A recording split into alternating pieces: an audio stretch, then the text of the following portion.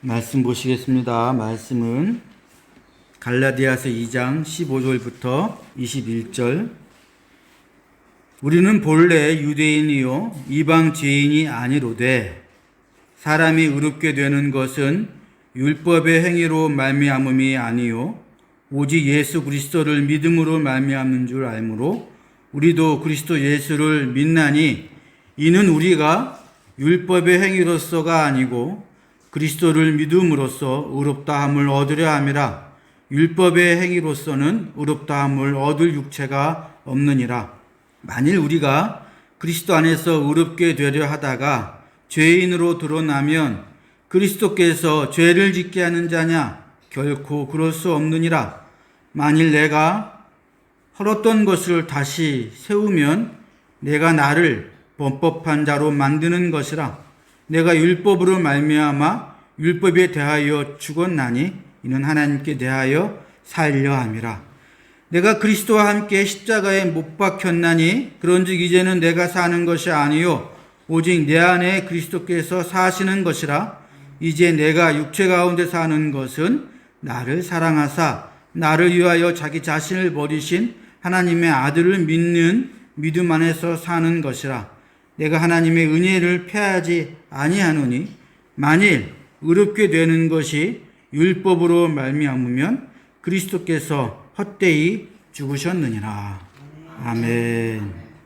제가 지난주에 교리하고 교파에 대해서 간단히 말씀을 드렸습니다. 오늘도 조금 덧붙여서 이야기를 할 텐데, 원래 우리가 뭐 공부할 때 기초가 먼저 깔리고 그 위에 세우잖아요.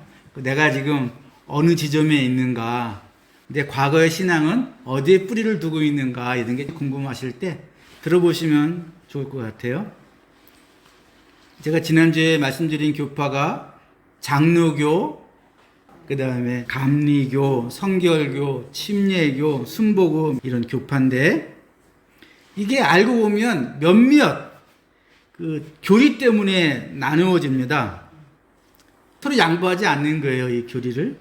게다가 우리가 이단으로 생각하고 받아들이지 않는 여호와 증인, 제7일 안식교, 이런 것들도 자기 나름의 교류가 있는데 남들이 이단이라 그러니까 다 똘똘 뭉쳐 있습니다. 절대로 양보하지 않습니다. 근데 결국 문제는 뭐가 맞냐? 이걸 따져가야 될 거 아닙니까? 애초에 맞는 건 뭘까? 근데 이게 말로 설득이 안 됩니다. 제가 늘 경험하는 것이지만 성경 말씀을 가지고 설득을 하고 설명을 해도 결국 다 듣고 난 다음에 꼭 이럽니다. 그건 그쪽 생각이고요. 다들 자기 생각이 맞다 그러지요. 그렇게 믿고 사세요. 저는 제 나름대로 살 테니까. 이러거든요. 저희 아버님하고 저희 고모님이 맨날 이렇게 싸우셨어요. 저희 고모님이 구원파를 믿으셨거든요. 저희 아버지가 구원파는 이단이라고 고모님이 오실 때마다 시비를 거시는데, 그러면 티격태격 하시다가 고모님이 나중에 꼭 눈물을 흘리시고 아버지는 그 앞에서 시식대시고 그랬습니다. 끝내 두 분이 돌아가실 때까지 해결되지 못했어요. 그런 겁니다. 근데 성경은 이런 복음과 진리를 좋은 게 좋은 거야, 이런 식으로 넘어갈 수 없다고 말합니다. 오늘 본문 1장에 가시면 이런 말씀이 있어요. 7절 8절 말씀인데, 다른 복음은 없나니 다만 어떤 사람들이 너희를 교란하여 그리스도의 복음을 변하게 하려 함이라. 그러나 우리나 혹은 하늘로부터 온 천사라도 우리가 너희에게 전한 복음 외에 다른 복음을 전하면 저주를 받을지어다. 천사라도, 하늘로부터 온 천사라도 다른 복음을 전하면 저주를 받는다. 그럼 참 복음이 뭐야? 진리의 복음이 뭐야? 그것이 오늘 우리가 읽어본 본문 말씀입니다. 제가 중요한 것만 요약을 한 겁니다. 사람이 의롭게 되는 것은 율법의 행위로 말미암음이 아니요 오직 예수 그리스도를 믿음으로 의롭게 되기에 우리도 그리스도 예수를 믿나니 율법의 행위로는 의롭다함을 얻지 못하느니라. 내가 하나님의 은혜를 패하지 아니하노니 만일 의롭게 되는 것이 율법으로 말미암으면 그리스도께서 헛되이 죽으셨느니라. 우리가 마지막 심판 날에 다 하나님 앞에 설 텐데 그때 하나님께서 너는 죄인이다 이렇게 드러나면 지옥 가는 겁니다. 구원받으려면 그 자리에서 우리가 의인으로 판결을 받아야 돼요. 그럼 어떻게 우리가 하나님 앞에 의인으로 설 수 있느냐? 당시 갈라디아 교회에 어떤 사람들이 이런 주장을 했어요. 예수님을 믿는 것 더하기 율법도 잘 지켜야 하나님 앞에서 구원받고 의롭게 될 수 있다. 이렇게 주장을 했습니다. 근데 사도 바울은 복음에는 율법이 끼어들 자리가 절대로 없다. 이렇게 말하는 거예요. 왜냐하면 율법으로 의롭게 되려고 그러면 율법을 다 지키고 또 항상 지켜야 됩니다. 이래서 율법으로는 구원받을 수 있는 방법이 없다는 겁니다. 오직 하나님 앞에 의롭게 되려고 그러면 예수님을 믿는 것 밖에는 의롭게 되는 방법이 없어요. 그래서 이걸 우리가 믿음으로 의롭게 된다 이렇게 얘기하는 것이죠. 그러면 이제 한 가지 문제가 당장 발생합니다. 그래, 내가 예수님 믿어서 의롭게 되는 거 알겠는데 한 번 믿으면 끝까지 의롭게 되느냐? 아니면 믿어서 의롭게 되었어도 나중에 구원이 취소돼서 지옥 가느냐? 이게 문제가 되죠. 제 고모가 믿었던 구원파가 뭐냐면 한 번 믿으면 믿은 후에 뭔 짓을 해도 끝까지 구원에서 떨어지지 않는다고 말하는 게 구원파예요. 계속 눈에 뻔히 보이는 나쁜 짓을 하는데 하나님 저걸 용납하신다고? 저 사람도 구원받게 해주신다고? 어떤 마음으로 그렇게 얘기하는 이해가 다 돼요. 부모님은 구원에서 떨어지고 싶지 않으니까 그걸 붙잡은 거예요. 근데 개신교 어느 교단도 구원파의 이 주장을 인정하지 않습니다. 장로교는 이렇게 얘기해요. 믿는다고 말하면서 끝끝내 죄를 짓는 사람은 애초에 거짓 성도다. 이걸 아멘 그러시는 분들은 이게 장로교 뿌리에서 그렇게 얘기하는 겁니다. 장로교 외에 다른 교단들은 거짓 성도라고 얘기하지 않고 진짜 믿을 수 있어. 근데 계속 죄를 지으면 구원에서 떨어져서 지옥 간다고 얘기합니다. 이 교단들은 지옥을 이렇게 얘기해요. 지옥은 하나님이 보내는 것이 아니라 내가 가는 곳이 지옥이라고 얘기합니다. 무슨 말이냐? 지옥 가는 사람들은 하나님이 그렇게 지옥 가지 말라고 말리시는데 끝내 자기가 지옥 가겠다고 고집피는 사람들이에요. 그래서 하나님이 나중에 어떻게 말씀하시냐면 그래? 그렇게 지옥 가고 싶냐? 그래 알았다. 네 원하는 대로 가고 싶은 대로 가. 이래서 가는 곳이 지옥이라는 겁니다. 그래서 개신교의 모든 교파는 구원파를 이단으로 정죄했어요. 일단 믿으면 뭔 짓을 해도 구원받는다? 이건 엉터리, 저주받을 가짜 복음이라는 겁니다. 근데 이 구원파가 성경에도 나오는 전통적인 이단이에요. 성경에는 뭐라고 나왔냐면 영지주의자 그리고 니골라당 이렇게 나오는 그 사람들이 바로 이 구원파하고 비슷한 부류입니다. 그러면 다음 문제가 생겨요. 어떤 문제가 생기냐면 성도들이 아무리 잘 믿는다 해도 살면서 죄를 짓잖아요. 다윗도 죄를 지었고 베드로도 예수님을 3번이나 부인하는 그런 죄를 지었지 않습니까? 근데 그 사람들이 구원에서 떨어졌습니까? 아니잖아요. 그러면 하나님이 어느 정도까지 용서해 주시느냐?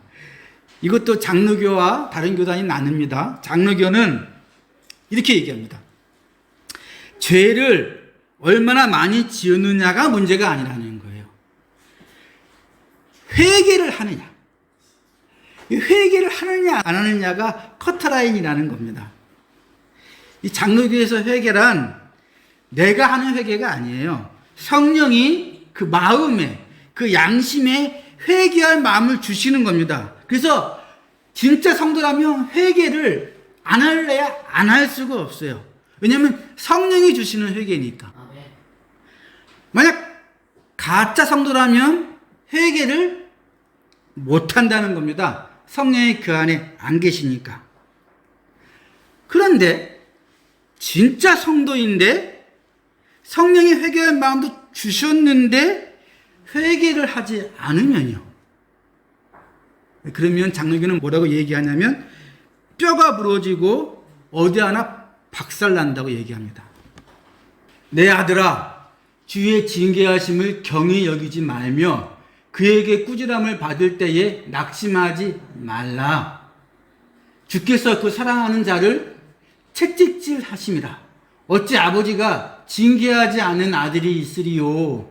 징계가 없으면 사생자요 친아들이 아니니라.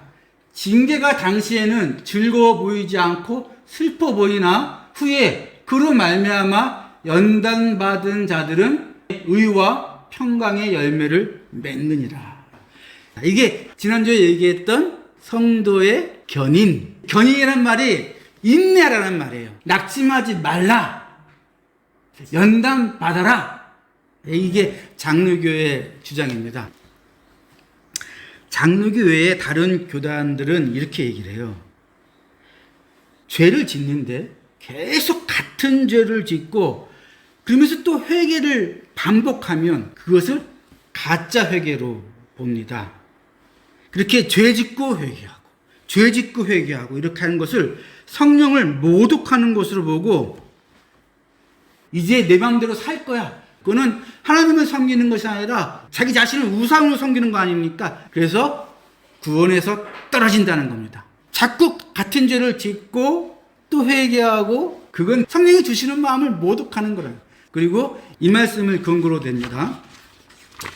우리가 진리를 아는 지식을 받은 후 고의로 습관적으로 자꾸 짓는 건 고의 아니겠어요? 고의로 죄를 범한 즉 다시 속죄하는 제사가 없고 오직 무서운 마음으로 심판을 기다리는 것과 대적하는 자를 태울 맹렬한 불만이 있으리라. 하나님의 아들을 짓밟고 자기를 거룩하게 한 언약의 피를 부정한 것으로 여기고 은혜의 성령을 욕되게 하는 자가 당연히 받을 형벌은 얼마나 더 무겁겠느냐. 무서운 말이죠. 예. 무서운. 이와 비슷한 말씀이 3번쯤 나옵니다. 그래서 장로교 말고 다른 교단들은 걱정이 많아요. 왜? 장로교는 여하튼 진짜 성도라면 하나님이 회개할 마음을 주시고 진짜 성도인데도 회개할 마음을 주셨는데도 회개하지 않으면 때려서라도 그 마음을 돌이키시니까 안심이 되잖아. 장로교는. 그죠? 근데 다른 교단들은 회개할 마음을 성령이 주셨는데도 자꾸 죄를 지으면 성령 모독죄로 지옥 간다고 얘기하니까 내가 성령을 욕되게 해서 지옥 가는 거 아니야? 이럴 때 장로교 외에 다른 교단들은 이렇게 답을 줍니다. 그걸 걱정하고 있다면 당신은 절대로 가짜로 회개하는 게 아닙니다. 이렇게 인정해 줍니다. 가짜로 회개하는 사람들은 그 양심의 화인을 맞았기 때문에 걱정하지 않는다는 거예요. 근데 내가 같은 죄를 짓고 회개하고 내가 왜 이러지? 그리고 막 가슴을 치고 이렇게 걱정하는 사람들은 성령이 이미 그 양심에서 역사하고 계시고 그 걱정하는 양심 자체가 그가 살아있다는 증거이기 때문에 구원에서 떨어지지 않는다. 이렇게 안심할 수 있는 말씀을 줍니다. 성령이 친히 우리 영과 더불어 우리가 하나님의 자녀인 것을 증언하신다. 이 유명한 말씀이 있지 않습니까? 그래서 우리가 자꾸 똑같은 죄를 짓고 회개하고 그러는데 그럴 때마다 내가 바보 같고 그러다가 찬송 한번 들으면 울컥하고 응? 기도할 때 또 울컥하고 이런 마음들이 다 뭐라고요? 이게 그거 살아있다는 진짜 성도라는 그리고 절대로 구원에서 떨어지지 않는다는 증거라고 얘기를 하는 겁니다. 그래서 개신교의 모든 교단은 결국 참된 성도는 그 성령에 민감하냐 이걸 기준으로 두고 있는 거예요. 정리하면은요, 모든 개신교 교파는 세 가지는 똑같은 거예요. 첫 번째, 성도는 예수님만을 믿어 의에 이르고 구원받는다. 두 번째, 한 번 믿어 구원을 받았으면 막 살아도 된다. 이거는 저주받을 가짜 복음입니다. 그런 거 없다. 세 번째, 그러면 구원의 커트라인은 뭐냐? 이게 내가 완벽하게 죄를 안 짓고 사는 것이 아니라 성령이 양심에게 자꾸 말씀하실 때 민감하게 반응하는 성도는 절대로 구원에서 떨어지지 않는다. 이게 뭐 장로교든 그 외 교파든 다 상관없이 이 세 가지는 기본으로 갖고 있는 겁니다. 그러면 마지막으로 살펴볼 게 있어요. 마지막으로. 성경은 결국 이런 나의 개인적인 구원을 위해서 쓰여진 책이냐? 어떻게 하면 구원받냐? 구원에서 떨어지느냐? 떨어지지 않냐? 이런 것을 위해서 성경이 쓰여진 책이냐? 그래서 오늘 본문의 20절, 이게 본문 한가운데 딱 박혀 있습니다. 유명한 말씀이잖아요.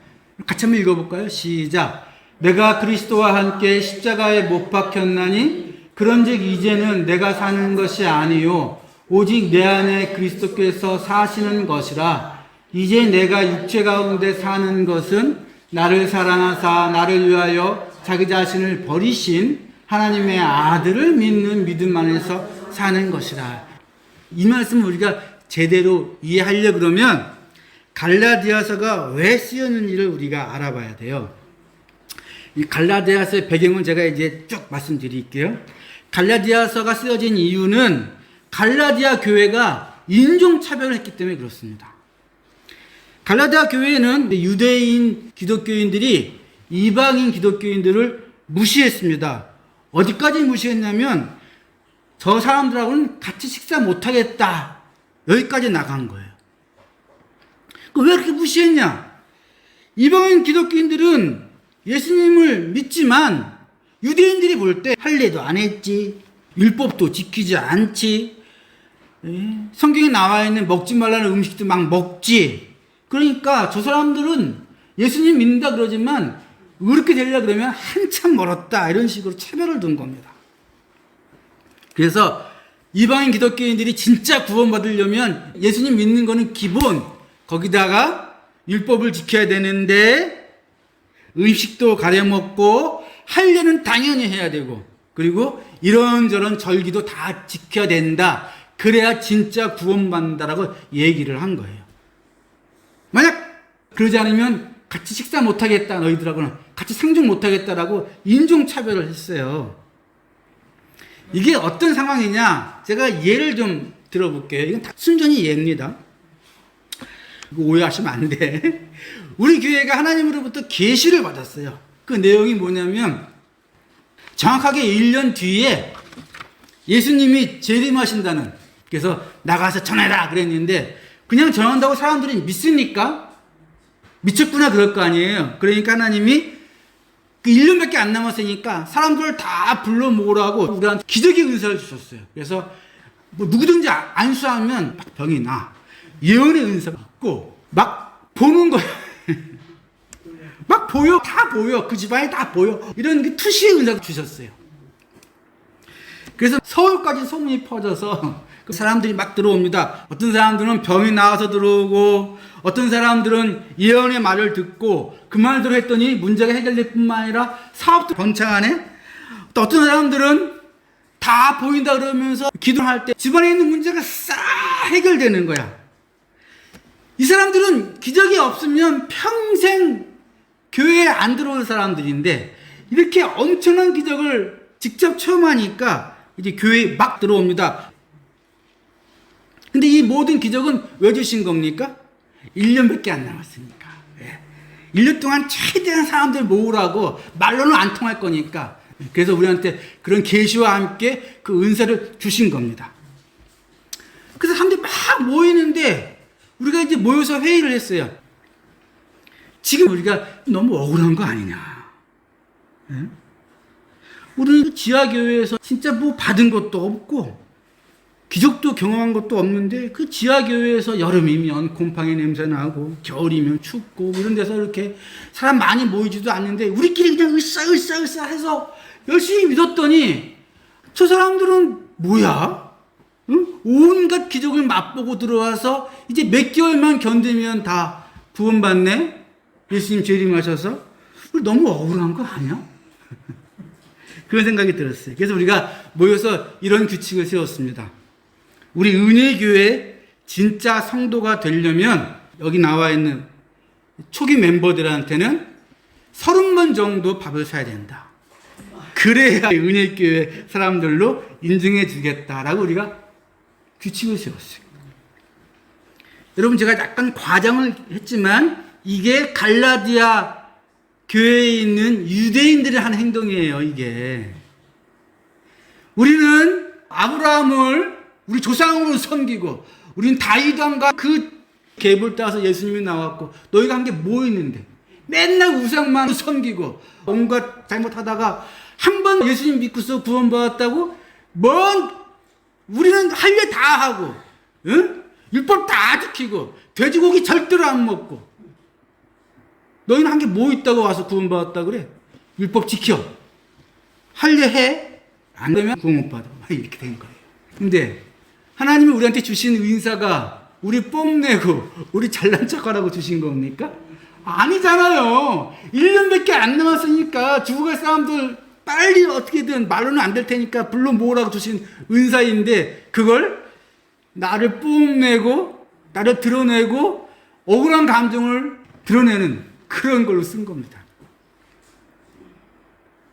그래서 이렇게 사도 바울이 갈라디아서에 쓰는 거예요. 너희는 유대인이나 헬라인이나 종이나 자유인이나 남자나 여자나 다 그리스도 예수 안에서 하나니라. 너희가 누가 잘나갖고 구원 준 사람이 있어? 예수님이 구원 준 거지. 그리스도 예수 안에서는 할례나 무할례나 효력이 없으되 사랑으로서 역사하는 믿음뿐이니라. 기적을 드러낼 수 있는 은사가 있다면 그걸로 사랑을 드러내라 그랬지. 자기 잘난 척 하라고 그랬냐 이제. 할례나 무할례가 아무것도 아니로되 오직 새로 지으심을 받은 것. 이게 새 땅, 새 하늘, 새 창조, 새로 지으심 받은 것만 중요하다. 근데 지금 여기서 뭐 자기네끼리 모여갖고 도토리 키재기 하는 것도 아니고 뭐 하는 거냐 이렇게 얘기하는 겁니다. 그러므로 우리가 예수님 믿어서 구원받았다. 우리가 하나님 자녀가 됐다. 이 엄청난 지위를 얻은 것은 내가 이제 구원받는 방법을 다 알았어. 이제 이것만 다 지키면 그럼 나는 구원받아. 이렇게 하라고 우리를 구원하신 게 절대로 아니에요. 제가 예를 든 것처럼 너희가 먼저 구원받았냐? 너희가 먼저 하나님의 자녀라는 그 엄청난 지위를 받았냐? 그러면 나 구원받았다고 자랑하거나 나는 이제 뭔 짓을 해도 절대로 구원에서 떨어지지 않아. 이런 말도 안 되는 그런 얘기 하라고 너희 구원하신 게 아니라 오직 새로 지으심을 받은 것 이것만 중요하니까 이것 증거하라고. 이것 자랑하라고. 주어하는 사람들한테 야, 곧 있으면 새 창조의 시대가 와. 그때 너 못 들어가 잘못하면. 우리가 먼저 알았으니까 이걸 안타까운 마음으로 증거하라고 부르셨는데 요즘 교회 사람들은 내가 구원 받았나? 내가 구원 못 받았나? 여기에만 관심이 있어요. 그리고 내 능력이 드러나가지고 나를 존경하나? 나를 우러러보나? 우리가 오해하는 게 하나 있어요. 우리가 예수님이 내년에 오실지 다음 달에 오실지 압니까? 몰라요. 우리가 똑같이 모르는 게 하나 있어요. 우리가 내년에 죽을지 다음 달에 이 땅에 없을지 모릅니다. 그런데 문제는 뭐냐면 우리가 죽으면 그때는 더 이상 구원받을 기회도 구원을 증거할 기회도 없어요. 그러니 우리가 마치 예수님이 다음 달에 오실 것처럼 내년에 오실 것처럼 지금 살아야 되는 겁니다. 예? 근데 우리는 어떤 오해를 하냐면 예수님은 영원히 늦게 오시고 나도 영원히 늦게 죽을 것처럼 행동을 하잖아요. 예.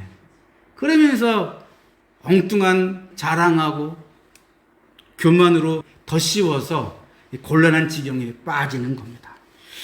우리 다 같이 후회하지 말고 기회가 있을 때 마치 다음 달에 주님이 오실 것처럼 내년에 주님이 오실 것처럼 열심을 다해서 주의 종으로 사시기를 주의 이름으로 간절히 축원합니다.